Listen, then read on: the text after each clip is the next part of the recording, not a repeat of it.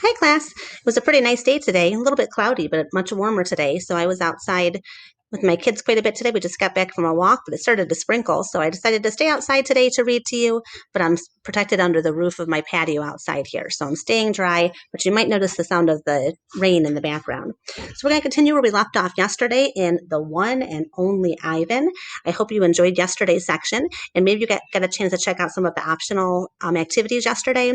I put some links for some things to do some research and learn a little bit more about the type of ape that we're learning about or they're reading about in the story. And I also included a link to an ape webcam, which was kind of cool. I kind of checked on it throughout the day and we got to see some pretty cool activities. So if you got a chance to look at it, very neat. If not, check it out. It's in the links in yesterday's optional activities, and I'll relink it throughout the upcoming days and weeks here as we continue our story. Today's section is called the Exit 8 Big Top Mall and Video Arcade. I live in a human habitat called the Exit 8 Big Top Mall and Video Arcade. We are conveniently located off I-95 with shows at 2, 4, and 7, 365 days a year. 365 days a year. Think about that for a second. What does that mean, 365 days a year? Hopefully you thought about the fact that that's how many days there are in one year, which means they have 3 shows every single day of the year with no breaks. Mac says that when he answers the trilling telephone. Mac works here at the mall. He is the boss. I work here too. I am the gorilla. At the Big Top Mall, a creaky music carousel spins all day, and monkeys and parrots live amid the merchants. In the middle of the mall is a ring with benches where humans can sit on their bottoms while they eat soft pretzels. The floor is covered with sawdust made of dead trees. My domain is at one end of the ring. I live here because I am too much gorilla and not enough human. Stella's domain is next to mine. Stella is an elephant. She and Bob, who is a dog, are my dearest friends. At present, I do not have any gorilla friends. My domain is made of thick glass and rusty metal and rough cement. Stella's domain is made of metal bars. The sun bear's domain is wood. The parrot's is wire mesh. 3 of my walls are glass. One of them is cracked, and a small piece, about the size of my hand, is missing from its bottom corner. I made the hole with a baseball bat Mac gave me for my 6th birthday.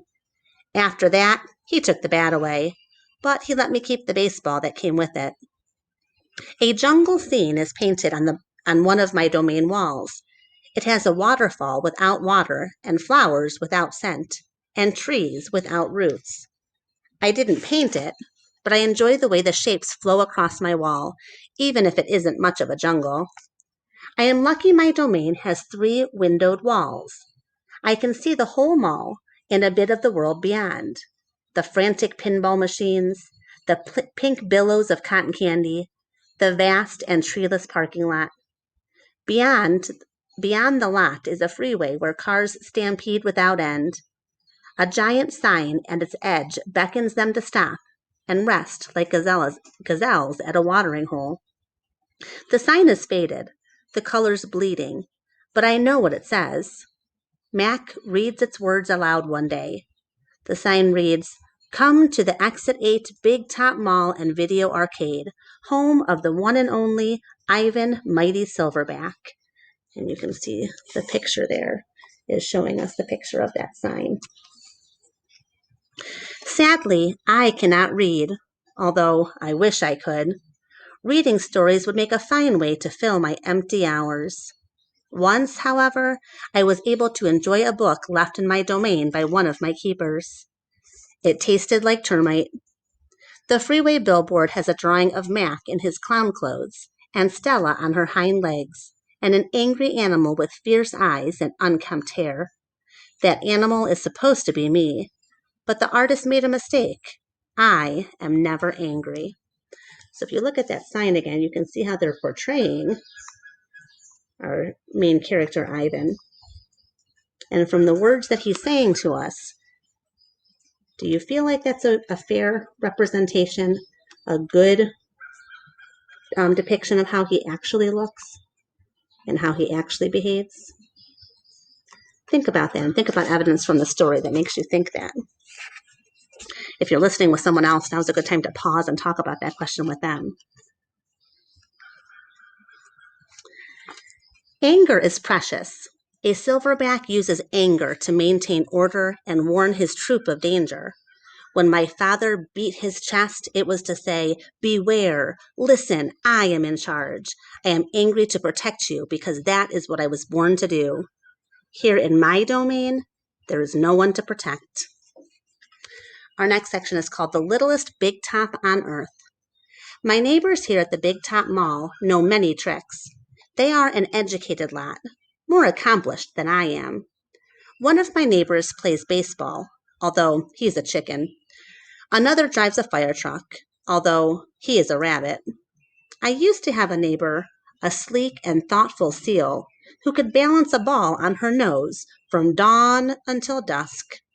Her voice was like the throaty bark of a dog chained outside on a cold night. Children wished on pennies and tossed them into her plastic pool.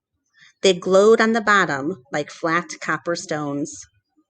The seal was angry one day, or bored, or perhaps, or bored perhaps, so she ate 100 pennies. That is not a good idea. Max said she'd be fine, but he was mistaken. Mac calls our show the littlest big top on earth.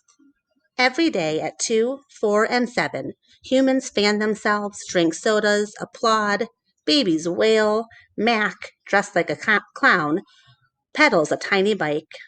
A dog named Snickers rides on Stella's back. Stella sits on a stool. It's a very sturdy stool. I don't do any tricks. Max says it's enough for me to just be me. Stella told me that some circuses move from town to town. They have humans who dangle on ropes, twining from the tops of tents. They have grumbling lions with gleaming teeth and a snaking line of elephants, each clutching the limp tail in front of her. The elephants look far off into the distance so they won't see the humans who want to see them. Our circus doesn't migrate. We sit where we are, like an old beast, too tired to push on. After our show, humans forage through the stores. A store is where humans buy things that they need to survive. At the Big Top Mall, some stores sell new things, like balloons and t-shirts and caps to cover the gleaming heads of humans. Some stores sell old things, things that smell dusty and damp and long forgotten. All day, I watch humans scurry from store to store. They pass their green paper, dry as old leaves, and smelling of 1,000 hands, back and forth and back again. What are they talking about there? Listen to that section again. All day I watch as humans scurry from store to store. They pass their green paper, dry as old leaves, and smelling of 1,000 hands, back and forth and back again. Think for a second. What do you think they're talking about there? If you thought money, you were absolutely correct. That's Ivan's perception of what money is. Just dry old leaves, smelling of 1,000 hands. They hunt frantically, stalking, pushing, grumbling. Then they leave, clutching bags filled with things, bright things, soft things, big things. But no matter how full the bags, they always come back for more. Humans are clever indeed. They spin pink clouds you can eat. They build domains with flat waterfalls. But they're lousy hunters.